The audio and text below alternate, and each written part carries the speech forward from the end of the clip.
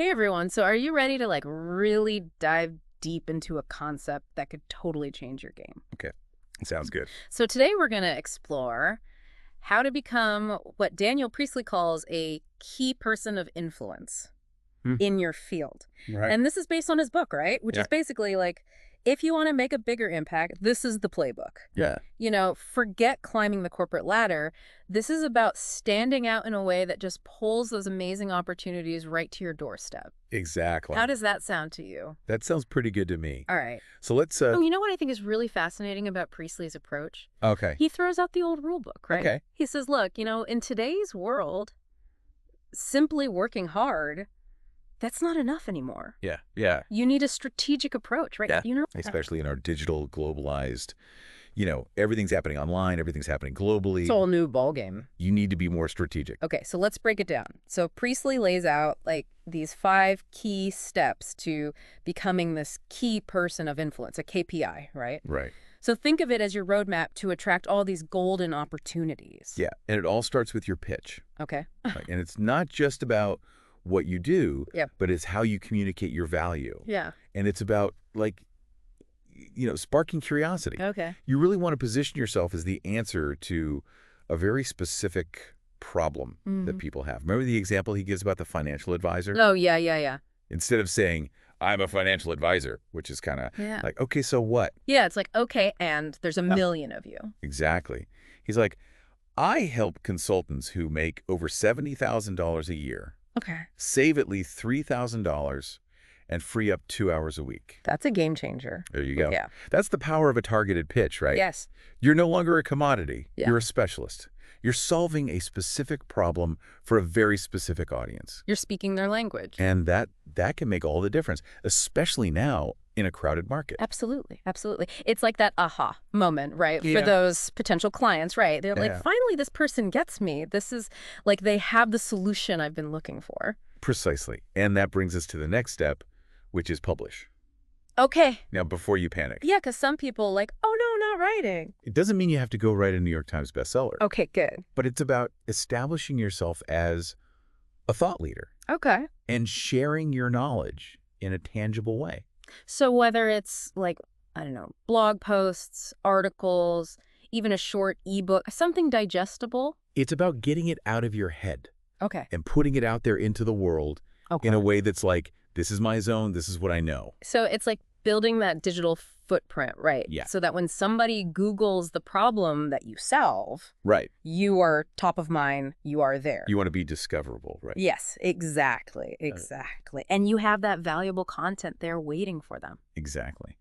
Okay, so you've nailed your pitch.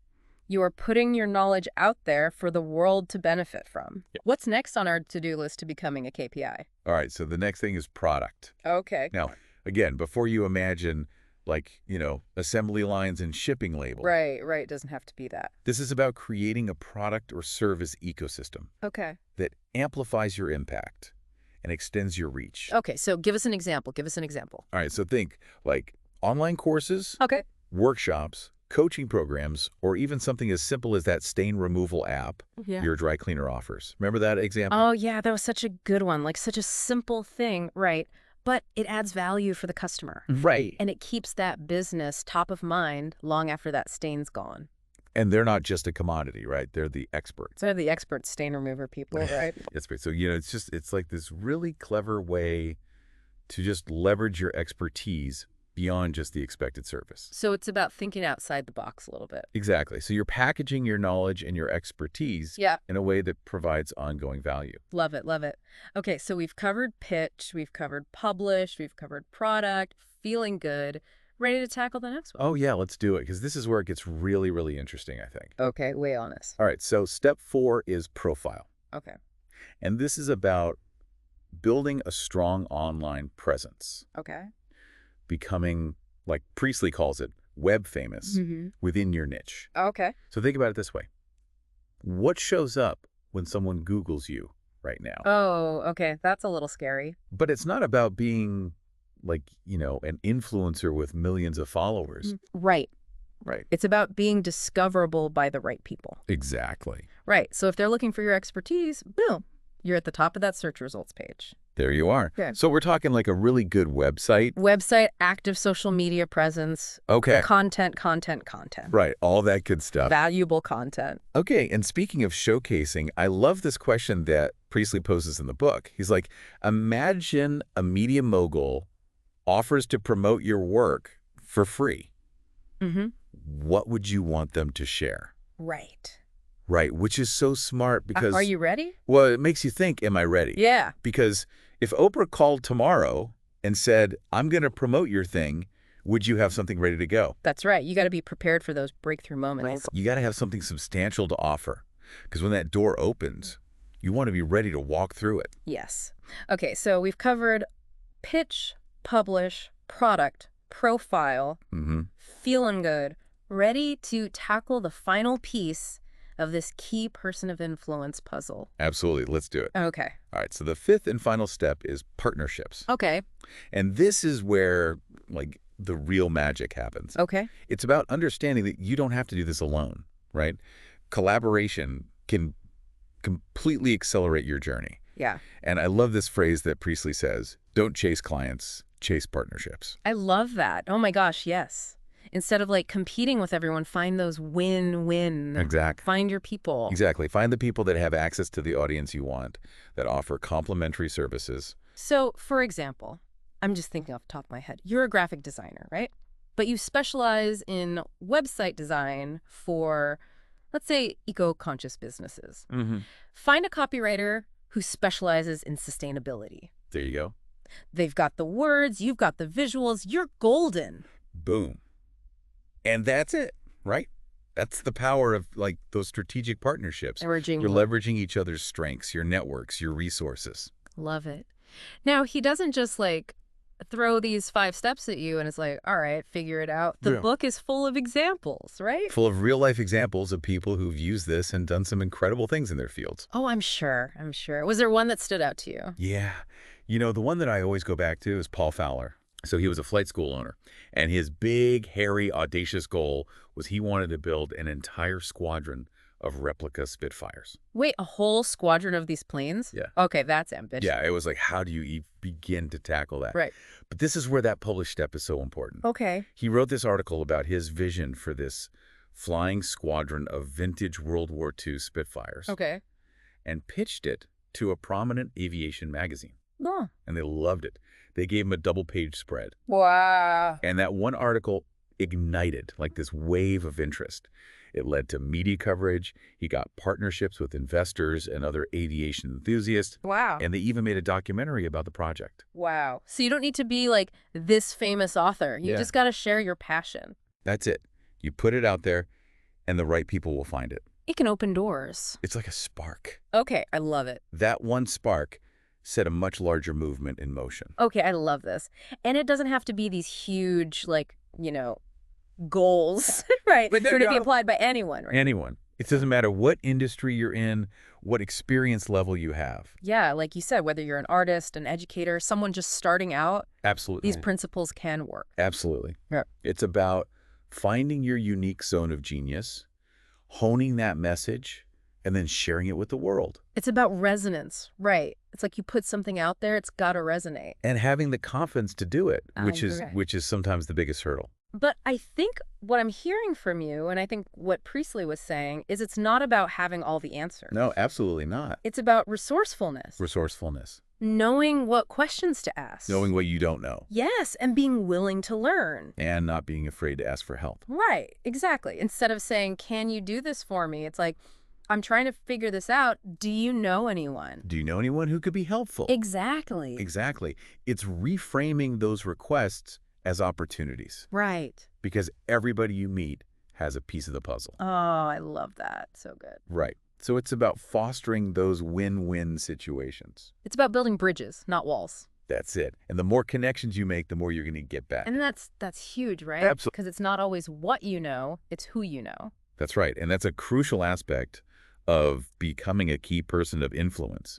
It's about leveraging those relationships. And it circles back to the partnerships, right? Partnerships, exactly. They're really connected. It is all connected. And, as Priestley says, your network is your net worth. So good. So surround yourself with people that inspire you, that challenge you, that support your growth. That's right. Okay, so we've covered so much in this first part of our deep dive. We have. We really broke down those first 4 steps. Mm. Pitch, publish, product, profile.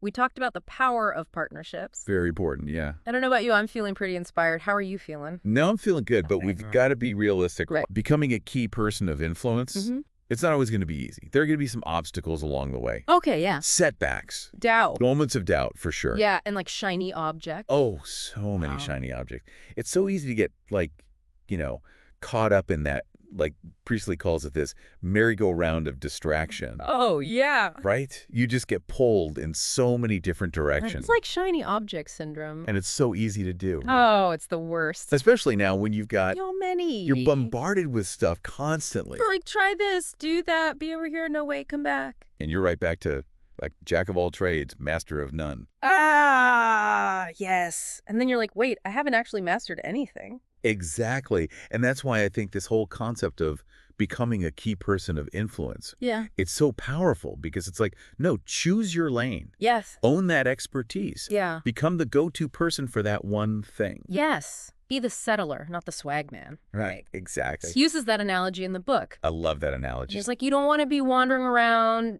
looking for the next best thing. You want to, like, You got to plant some roots. plant those roots, build something. Cultivate it, nurture it, and turn it into something truly, truly valuable. It takes discipline, though. It does. Because it's so easy to be like, ooh, shiny. It is. Yeah. But here's the thing. True freedom, I think, comes from mastery. Okay. It comes from becoming so good at what you do that you attract the right opportunities, Yeah. the right people, and ultimately the freedom to design your life on your own terms. So it's not just about being, like, quote unquote successful. It's about Yeah. being indispensable. Exactly. And I think that's a really key distinction. Okay. It's about becoming so valuable in your field Okay. that people seek you out. Right. You're not chasing them. You're not chasing, they're coming to you because you have established yourself as the authority. You're the expert. Right. And that doesn't happen overnight. It's a journey, not a destination. Yeah. It takes time. It takes effort. It takes consistent action. Consistency. That's always the key. It is, but the rewards are so worth it. Because once you've reached that level of influence, you have the power to make a real impact, not just in your own life, but in the lives of countless others. And you know what I also really loved about the book? It's not about ego. No? It's not about, like, self-promotion. It's about using your influence to actually help others. To serve others. To serve, yeah. To share your knowledge. Yeah. To make a positive difference in the world. Okay. And I think that is what's so important. And Priestley actually argues this. Okay. That the more you focus on serving others, the more influential you will become. It's that the more you give, the more you receive kind of thing. Yeah, exactly. And that goes back to, like, knowing your why, knowing your purpose. Yeah. What is your passion? Why do you get out of bed in the morning? Because when your actions are aligned with your values, your message is going to resonate more deeply, and you're going to make a much bigger impact. And, I love how he asks that question.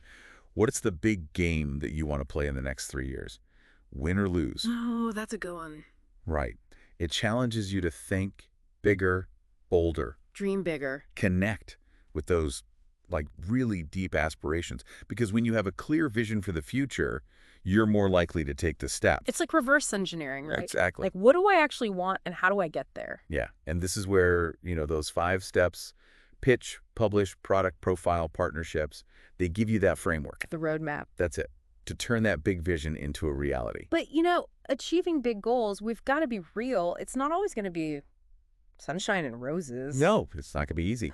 We're going to have challenges. We're going to have setbacks. There are going to be those moments where we're like, We want to give up. do I even know what I'm doing? Yeah. And Priestley actually talks about this, the importance of, like, embracing those challenges. He does. And even the critics. Yes. The people who are like, no, you can't do that. Yeah, he tells this great story about one of his mentors, this, like, hugely successful entrepreneur, and he's like, this guy loved hearing the phrase, that won't work. Wait, really? Why? Because for him, it wasn't criticism. Okay. It was an opportunity. Okay. Because it was a chance to uncover hidden objections, Okay. to refine his approach, Okay. to ultimately strengthen his ideas. So instead of getting defensive, you're using it as like fuel. Exactly. Yeah. It's like, okay, you don't think it's going to work? Let me show you how it's going to work. Okay, so it's having that humility, being open to feedback, That's it. Knowing that you don't have all the answers being willing to learn. and being willing to learn and grow from those mistakes. Because sometimes those mistakes turn into our greatest. Absolutely.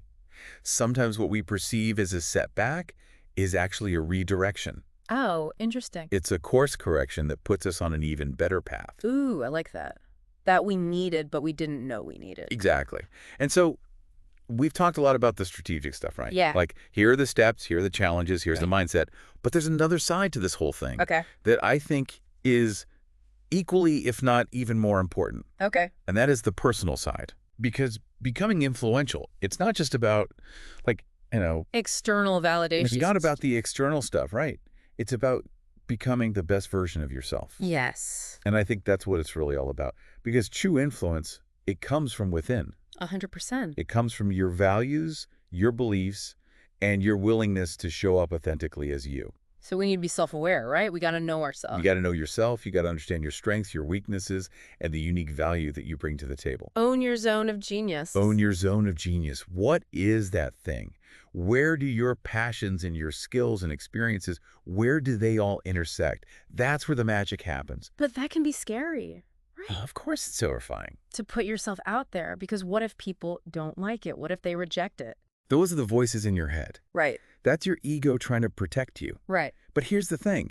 The more you try to hide those parts of yourself, the more you dim your light Mm-hmm. and the less impact you're able to make. Okay, so it's about embracing like the good, the bad, the ugly, like all of it. All of it, because you know what? What? People connect with authenticity. Yeah. They connect with vulnerability. They Yeah. connect with the messy, real, raw human experience. And that makes you memorable. Exactly. And that's what makes this whole journey of becoming a key person of influence so rewarding. Mm. It's not just about the external stuff. It's about the personal growth, Yes. the self-discovery. It's about becoming the best version of yourself. It's about the journey and not the destination. 100%. I couldn't have said it better myself. Mm. It's about stepping into your power. It's about embracing your unique gifts. Mm. It's about using your voice to make a positive impact on the world. Okay, so we've talked about the importance of focus, right? Yes. Embracing those challenges and the personal growth that comes with this. Hmm.